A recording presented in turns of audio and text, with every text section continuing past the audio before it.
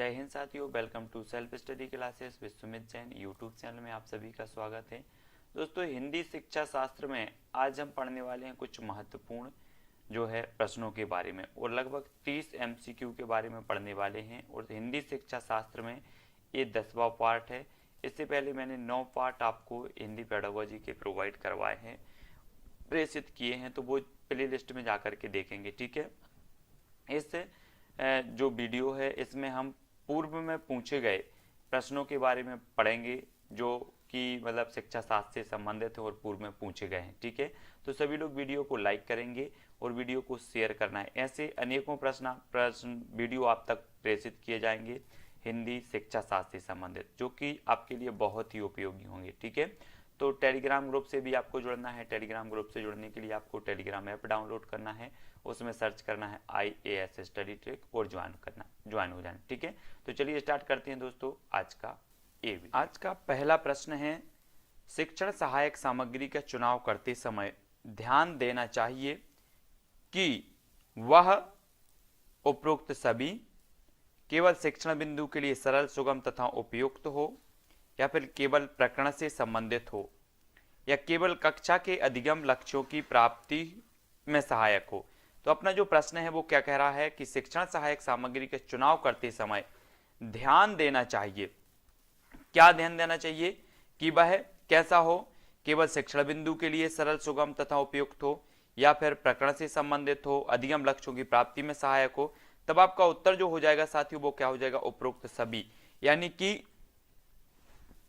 शिक्षण बिंदु के लिए भी सुगम, सरल, सुगम, उपयुक्त हो, और प्रकरण से संबंधित भी हो, और अधिगम स्थलों की प्राप्ति में भी सहायक हो। उपरोक्त सभी यानी कि जो 1 नंबर है वो आपका बिल्कुल सही आंसर हो जाएगा। ठीक है, अगला क्वेश्चन देख लेते हैं।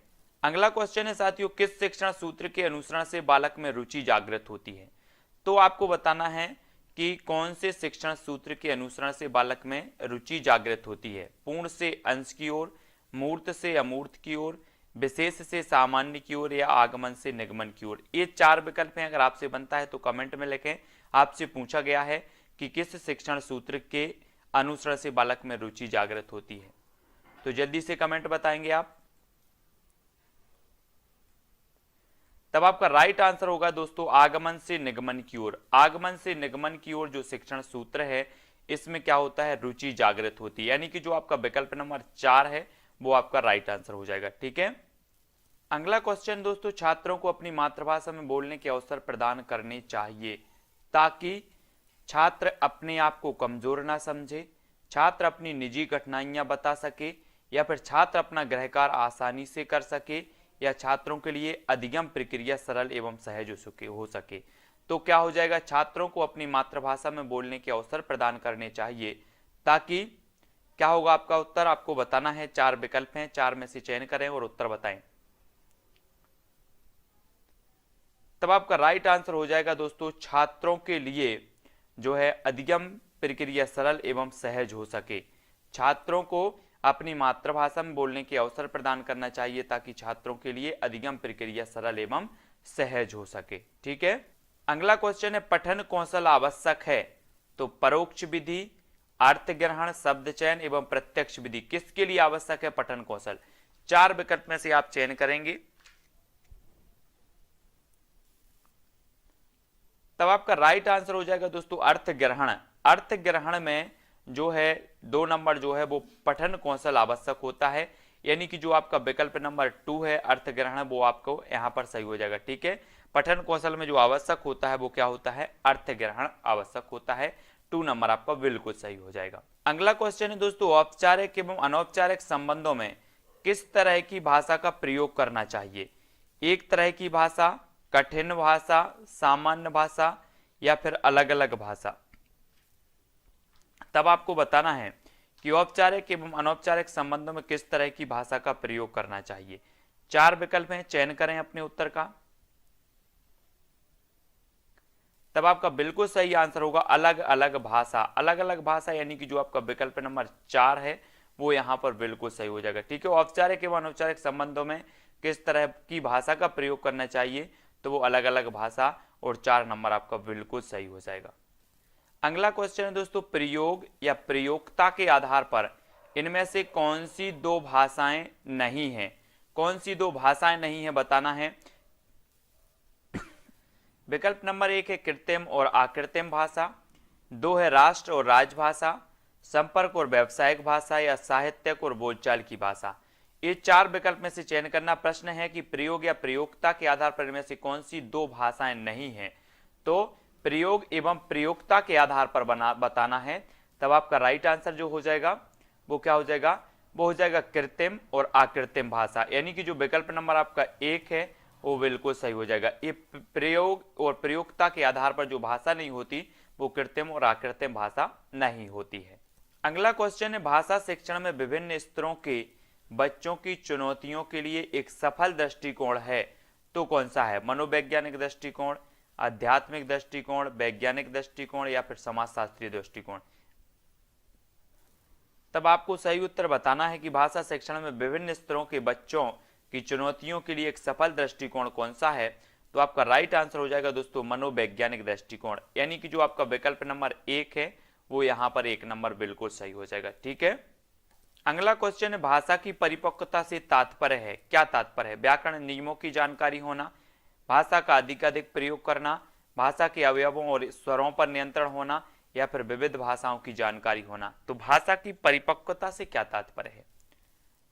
तब आपका प्रश्न क्रमांक 31 का आंसर हो जाएगा व्याकरणिक नियमों की जानकारी होना, यानी कि जो विकल्प नंबर 1 है वो आपका बिल्कुल भाषा की परिपक्वता से जो तात्पर्य होता है वो विकल्प नंबर 1 बिल्कुल आपका सही हो जाएगा। अगला क्वेश्चन है, भाषा सीखने की प्रक्रिया में बालक सर्वप्रथम किस भाषा को सीखता है? देवभाषा, राष्ट्रभाषा, मातृभाषा, या फिर राजभाषा।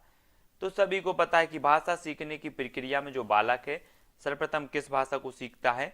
तो आपका उत्तर क्या होगा? मातृभाषा, यानी कि जो विकल्प नंबर आपका 3 है वो आपका बिल्कुल सही हो जाएगा। ठीक है। अगला क्वेश्चन देख लेते, भाषा अधिगम में किन छात्रों को कठिनाई नहीं होती? तो किन छात्रों को कठिनाई नहीं होती? जिसके अभिभावक शिक्षित हों, जिसमें आत्मविश्वास की कमी हो, जिनका मानसिक स्वास्थ्य ठीक हो, या जिसकी पारिवारिक स्थिति ठीक हो। तो भाषा अधिगम में किन छात्रों को कठिनाई नहीं होती बताना है हमें। तब आपका राइट आंसर क्या हो जाएगा? जिनका मानसिक स्वास्थ्य ठीक हो, यानी कि जो आपका विकल्प नंबर 3 है वो यहाँ पर सही हो जाएगा। जिनका मानसिक स्वास्थ्य ठीक हो उनको क्या नहीं होती? भाषा अधिगम में जो है कठिनाई नहीं होती, यानी कि जो 3 नंबर है वो आपका बिल्कुल यहाँ पर सही हो जाएगा। अगला क्वेश्चन है, कक्षा में प्रयोग की गई कोई भी सामग्री तभी शैक्षिक सामग्री कही जा सकती है जब वह शिक्षक की रुचि के अनुरूप हो, छात्रों के मनोरंजन में सहायक हो, कक्षा के किसी उद्देश्य तक पहुंचने में असफल हो, या वह सीखने सिखाने में उपयोगी हो।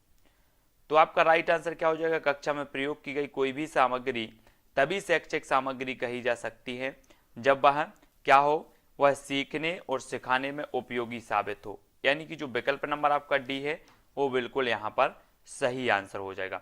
ठीक है। अगला क्वेश्चन देख लेते हैं। अगला क्वेश्चन है दोस्तों, स्कूलों में बालकों को सुनने की प्रक्रिया को बढ़ाने के लिए उपरोक्त सभी केवल विभिन्न घटनाओं को सुनना चाहिए, केवल कविताएं सुनानी चाहिए, या केवल कहानी सुनानी चाहिए, या उपरोक्त सभी। तो स्कूलों में बालकों की सुनने की प्रक्रिया को बढ़ाने के लिए जो है घटनाओं को सुनाना चाहिए, कविता सुनानी चाहिए, कहानी सुनानी चाहिए, यानी कि जो विकल्प नंबर 1 है वो बिल्कुल सही हो जाएगा, उपरोक्त सभी। ठीक है। प्रश्न क्रमांक 36। अगला क्वेश्चन देख लेते हैं। अगला क्वेश्चन है, सुलेख से क्या तात्पर्य है? स्वयं से लिखा हुआ आलेख, सुना हुआ आलेख, सुंदर लेख, या लेख की सुंदर कल्पना। तो सुलेख से क्या तात्पर्य हो जाएगा? तब आपका राइट आंसर क्या हो जाएगा? सुलेख से तात्पर्य होता है सुंदर लेख। सुंदर लेख यानी कि जो विकल्प नंबर आपका 3 है वो यहां पर बिल्कुल सही हो जाएगा। ठीक है। अगला क्वेश्चन है, किसी देश या प्रदेश के राजकाज या प्रशासन में जिस भाषा का प्रयोग किया जाता है उस भाषा को क्या कहा जाता है? आपको बताना है। तो उत्तर क्या हो जाएगा? प्रदेश की जो राजकाज या प्रशासन की भाषा होती है उसे क्या कहा जाता है? राजभाषा, यानी कि जो विकल्प नंबर आपका 4 है वो बिल्कुल राजभाषा यहाँ पर सही हो जाएगा। अगला क्वेश्चन है, सुंदरम कक्षा 8 का छात्र है, उसका सतत आकलन करने में सबसे अधिक क्या महत्वपूर्ण है? उसका सतत आकलन करने में सबसे अधिक महत्वपूर्ण क्या है? मौखिक परीक्षा, लिखित परीक्षा, भाषा प्रयोग की क्षमता या फिर व्याकरण की बारीक जानकारी। तो आपको बताना है 4 की सुंदरम जो है वो कक्षा 8 का छात्र है, उसका सतत आकलन करने में सबसे अधिक क्या महत्वपूर्ण है, सबसे अधिक महत्वपूर्ण बताना है। 4 विकल्प हैं, तब आपका राइट आंसर क्या हो जाएगा, मौखिक, लिखित, भाषा प्रयोग की क्षमता या व्याकरण की बारीक जानकारी। तो आपका उत्तर होगा दोस्तों विकल्प नंबर 3, यानी कि भाषा प्रयोग की क्षमता आपका बिल्कुल राइट आंसर हो जाएगा। हमारा जो अगला प्रश्न है, शिक्षण अधिगम सामग्री के बहुमुखी स्रोत नहीं है तो कौन नहीं है? चार्ट, ब्लैक बोर्ड, बेंच या प्रोजेक्टर। बहुमुखी स्रोत बताना है, कौन नहीं है शिक्षण अधिगम सामग्री के। तब आपका राइट आंसर क्या हो जाएगा, अगर आपसे बनता है तो कमेंट में जरूर लिखें। आपका राइट आंसर होगा दोस्तों बेंच। बेंच यानी कि जो विकल्प नंबर 3 है, शिक्षण अधिगम सामग्री के बहुमुखी स्रोत नहीं है तो बेंच नहीं है। 3 नंबर आपका सही हो जाएगा यहां पर। ठीक है, अगला क्वेश्चन है, शिक्षक को पुस्तक हमेशा किस हाथ में रखनी चाहिए? इनमें से कोई नहीं, बाएं हाथ में, दाएं हाथ में या फिर दोनों हाथों में। तो जल्दी से उत्तर बताना है आपको, शिक्षक को पुस्तक हमेशा किस हाथ में रखनी चाहिए। 4 विकल्प हैं और आपका उत्तर जो हो जाएगा वो हो जाएगा बाएं हाथ, यानी कि जो विकल्प नंबर आपका 2 है वो बिल्कुल सही हो जाएगा। ठीक है, बाएं हाथ में रखनी चाहिए शिक्षक को हमेशा पुस्तक। अगला क्वेश्चन है, अहिंदी क्षेत्रों में हिंदी का शिक्षण व्यवहारिक व विवेचनात्मक हो, तार्किक व औचित्यपूर्ण हो, सहज व सरल हो या फिर वैज्ञानिक व स्वाभाविक हो। तो कैसा होना चाहिए? अहिंदी क्षेत्रों में जो हिंदी का शिक्षण होना चाहिए वो कैसा होना चाहिए? 4 विकल्पों में से चयन करना है और एक का उत्तर बताना है।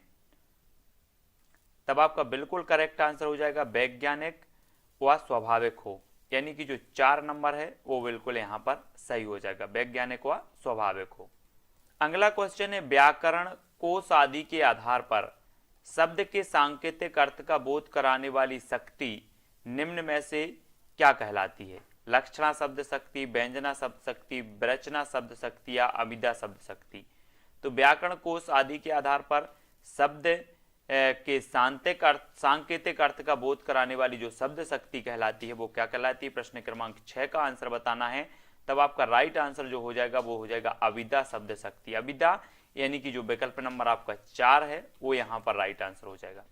ठीक है, अगला क्वेश्चन है दोस्तों, श्रवण कौशल का संबंध है कान से, नाक से, मुंह से या फिर आंख से। तो श्रवण कौशल बिल्कुल सरल क्वेश्चन है और श्रवण कौशल का जो संबंध होता है वो कैसे होता है? कान से। कान से यानी कि जो आपका विकल्प नंबर 1 है वो बिल्कुल सही हो जाएगा। ठीक है, श्रवण कौशल का संबंध होता है कान से। अगला क्वेश्चन है दोस्तों, उच्चारण संबंधित समस्याओं को ठीक करने के लिए किन यंत्रों की मदद नहीं लेनी चाहिए? नहीं लेनी चाहिए बताना है। लिंगबा फोन की, उपरोक्त सभी, समाचार पत्रों की या टेप रिकॉर्डर। उच्चारण संबंधी समस्याओं को ठीक करने के लिए किन यंत्रों का जो है उपयोग में नहीं लेना चाहिए? तो किन यंत्रों को उपयोग में नहीं लेना चाहिए? तब आपका उत्तर क्या होगा? समाचार पत्र, यानी कि जो विकल्प नंबर 3 है वो आपका सही हो जाएगा। ठीक है, उच्चारण संबंधित समस्याओं को ठीक करने के लिए किन यंत्रों की मदद नहीं लेनी चाहिए? तो समाचार पत्र आपका 3 नंबर बिल्कुल आंसर सही हो जाएगा। अब अगला क्वेश्चन है दोस्तों, महाराष्ट्र की राजभाषा इनमें से कौन सी है? बम्बैया, मराठी, टपोरी या फिर हिंदी। महाराष्ट्र की बताना है आपको। तब आपका बिल्कुल सही आंसर क्या हो जाएगा? कमेंट में लिखें अगर आपसे बनता है तो। महाराष्ट्र की जो राजभाषा हो जाएगी वो हो जाएगी मराठी। मराठी यानी कि जो विकल्प नंबर आपका 2 है वो यहाँ पर बिल्कुल आंसर सही हो जाएगा। अगला क्वेश्चन है दोस्तों, भाषा शिक्षक में निम्नलिखित में से कौन सा गुण आवश्यक नहीं है? तो कौन सा गुण आवश्यक नहीं? धनी व उच्च पद पर आसीन, प्रभावशाली व्यक्तित्व व उत्तम संगठनकर्ता, व्यक्तिक भिन्नताओं का ज्ञान व सही मानसिक स्वस्थ, या फिर जिस भाषा में पढ़ा रहे हो उस भाषा पर अधिकार। तो कौन सा गुण आवश्यक नहीं है बताना है। नहीं है तो कौन सा नहीं है? तब 4 कम प्रश्न हैं, 4 विकल्प हैं, 4 में से एक का चयन करके आप कमेंट में लिखें और इसका सही उत्तर होगा धनी व उच्च पद पर आसीन। ये भाषा शिक्षक में जो है गुण आवश्यक नहीं है, यानी कि जो 1 नंबर है वो आपका यहाँ पर बिल्कुल आंसर सही हो जाएगा। भाषा एक उपकरण के रूप में प्रयोग की जाती है। उक्त सभी केवल क्षमताओं का विकास करने में, केवल मानव सभ्यता एवं संस्कृति की पहचान करने में या केवल सीखने में। तो भाषा एक उपकरण के रूप में प्रयोग की जाती है, तो आपको बताना है उत्तर क्या हो जाएगा? उत्तर हो जाएगा साथियों इसका उपरोक्त सभी। उपरोक्त सभी यानी कि जो विकल्प नंबर 1 है, क्षमता मतलब क्षमताओं का विकास करने में भी, मानव सभ्यता संस्कृति की पहचान करने में भी और सीखने में भी, यानी कि जो उपरोक्त सभी विकल्प नंबर 1 है वो राइट आंसर हो जाएगा। अगला क्वेश्चन है, कक्षा में छात्रों की सक्रियता देखी जाती है शिक्षक की हाँ में हाँ मिलाने से, शोर मचाने में, मौन बैठने में या सुनने और बोलने में। तो कक्षा में छात्रों की सक्रियता देखी जाती है कैसे में देखी जाती है? 4 विकल्प हैं, चयन करें और उत्तर बताएं। उत्तर होगा दोस्तों विकल्प नंबर सुनने और बोलने, यानी कि 4 नंबर आपका बिल्कुल सही होगा। कक्षा में छात्रों की सक्रियता देखी जाती सुनने और बोलने में, 4 नंबर आपका बिल्कुल सही है। अगला क्वेश्चन है दोस्तों, कक्षा में प्रश्न पूछना, साहित्यिक कार्यक्रम कराना, पाठों का अभ्यास कराना, मौखिक लिखित कार्य कराना आदि किस सिद्धांत के अंतर्गत आते हैं? आपको उत्तर बताना है। क्रियाशीलता का सिद्धांत, अनुकरण का सिद्धांत, अभिप्रेरणा एवं रुचि का सिद्धांत या अनुबंधन का सिद्धांत। कक्षा में प्रश्न पूछना, साहित्यिक कार्यक्रम कराना, पाठों का जो है अभ्यास कराना, ये सारे के सारे किस सिद्धांत के अंतर्गत आते हैं? तब आपका राइट आंसर क्या हो जाएगा? क्रियाशीलता। क्रियाशीलता यानी कि जो विकल्प नंबर 1 है, क्रियाशीलता के सिद्धांत के अंतर्गत आते हैं। अगला क्वेश्चन बताना है दोस्तों आपको, निम्न में से वाचन कौशल की विधि नहीं है। तो वाचन कौशल की विधि कौन सी नहीं? वर्णमाला पद्धति, ध्वन्यात्मक पद्धति, अक्षरबोध विधि या फिर विदेहात्मक पद्धति। तो वाचन कौशल की जो विधि नहीं है वो कौन सी नहीं है? तो प्रश्न क्रमांक जो 38 और 38 का राइट आंसर जो हो जाएगा वो क्या हो जाएगा? विदेहात्मक पद्धति, यानी कि जो आपका विकल्प नंबर 4 है वो बिल्कुल सही हो जाएगा। ये वाचन कौशल की विधि नहीं मानी जाती और 4 नंबर आपका बिल्कुल सही हो जाएगा। अगला क्वेश्चन है, निम्न में से कौन सी बोली पश्चिमी हिंदी भाषी क्षेत्र की नहीं है? तो पश्चिमी हिंदी भाषी क्षेत्र की नहीं है कौन सी? अवधी, हरियाणवी, बुंदेली या फिर ब्रजभाषा। तब आपका आंसर क्या हो जाएगा? पश्चिमी हिंदी की कौन सी नहीं है? पश्चिमी हिंदी और पूर्वी हिंदी आपने पढ़ी होंगी तो आपको पता है कि जो अवधी है ये पूर्वी हिंदी की है, हरियाणवी, बुंदेली, ब्रजभाषा ये पश्चिमी हिंदी की मानी जाती हैं, अवधी, बघेली और छत्तीसगढ़ी ये पूर्वी हिंदी की मानी जाती है, यानी कि जो आपका विकल्प नंबर 1 है वो यहाँ पर सही हो जाएगा। अगला क्वेश्चन दोस्तों, कहानी सुनना भाषा की अभिव्यक्ति का कौन सा रूप है? कहानी सुनना इनमें से कोई नहीं, केवल मौखिक रूप, लिखित या मौखिक दोनों। तो कहानी सुनना भाषा की अभिव्यक्ति का कौन सा रूप माना जाएगा? तो 43 का जो आपका आंसर हो जाएगा वो क्या हो जाएगा? केवल मौखिक रूप। मौखिक यानी कि जो विकल्प नंबर आपका 2 है वो सही हो जाएगा, है ना। केवल मौखिक माना जाएगा, कहानी सुन रहे हैं लिख रहे होते तो दोनों होता। 2 नंबर यहाँ पर आपका बिल्कुल सही हो जाएगा। आपको बताना दोस्तों, निम्न में से किसने क्रियाशीलता के सिद्धांत पर बल दिया? उपरोक्त सभी ने, डीबी ने, फ्रॉबेल या फिर मॉन्टेसरी ने। क्रियाशीलता के सिद्धांत पर जो बल दिया है वो किसने दिया है? 4 विकल्प हैं, कमेंट में जल्दी से उत्तर लिखो। तब आपका बिल्कुल सही आंसर जो हो जाएगा दोस्तों कि डीबी ने भी दिया है, फ्रॉबेल ने भी दिया, मॉन्टेसरी ने। क्रियाशीलता के सिद्धांत पर जो जोर दिया है, बल दिया है, वो सभी ने दिया है और विकल्प नंबर जो 1 है वो बिल्कुल सही हो जाएगा। अगला क्वेश्चन है, बालकों की अधिगम संबंधी कठिनाइयों का पता लगाकर उसको दूर करने का प्रयास कहलाता है तो क्या कहलाता है? मूल्यांकन विधि, विरेचन विधि, उपचारात्मक विधि या आलोचनात्मक विधि, है ना। बालकों की अधिगम संबंधी कठिनाइयों का पता लगाकर उसको दूर करने का जो विधि कहलाती है वो कौन सी विधि कहलाती है? तो वो कहलाती है उपचारात्मक, यानी कि जो विकल्प नंबर 3 है वो आपका यहाँ पर बिल्कुल सही आंसर होगा। अगला क्वेश्चन है, बालकों की भाषा सीखने में एक उपयुक्त परिवेश नहीं है तो क्या नहीं है? विद्यालय, पर्यावरण, समाज या फिर परिवार। तो उपयुक्त परिवेश नहीं है बताना है, तो नहीं ही में आपका जो राइट आंसर हो जाएगा वो क्या हो जाएगा? पर्यावरण, यानी कि जो विकल्प नंबर आपका 2 है, बालकों की भाषा सीखने में एक उपयुक्त परिवेश नहीं है, पर्यावरण, 2 नंबर आपका यहाँ पर सही हो जाएगा। ठीक है। अगला क्वेश्चन है दोस्तों, नियमित रूप से किसी भाषा को सुनकर बच्चे क्या ग्रहण करते हैं? शब्द, ध्वनि, अर्थ या भाषा की बुनियादी संरचना। तो नियमित रूप से किसी भाषा को सुनकर बच्चे क्या ग्रहण करते हैं? तो भाषा की बुनियादी संरचना, यानी कि विकल्प नंबर आपका जो 4 है वो बिल्कुल यहाँ पर सही हो जाएगा। तो दोस्तों आज के वीडियो के लिए बस इतना ही। वीडियो के लिए लाइक करें, वीडियो को शेयर भी करना है, ठीक है, सभी लोगों को, और टेलीग्राम ग्रुप से भी जुड़ना है। जो भी साथी अभी तक टेलीग्राम ग्रुप से नहीं जुड़े हैं वो टेलीग्राम ग्रुप से जुड़ जाएं। टेलीग्राम ग्रुप से जुड़ने के लिए आपको टेलीग्राम ऐप डाउनलोड करना है, फिर उसमें सर्च करना है IAS स्टडी ट्रैक और ज्वाइन हो जाना है। ठीक है, वीडियो को लाइक जरूर करेंगे और शेयर करेंगे। ऐसे अनेकों वीडियो आने वाले हैं, तो चैनल पर बने रहें और सभी लोग प्लेलिस्ट में जाकर के देखें। बहुत सारे वीडियो आपके जो है कोर्स से संबंधित हैं, तो प्लेलिस्ट में देखें, है ना। प्लेलिस्ट में पूरी की पूरी प्लेलिस्ट आपको बना रखी है। तो आज की वीडियो के लिए बस इतना ही। जय हिंद।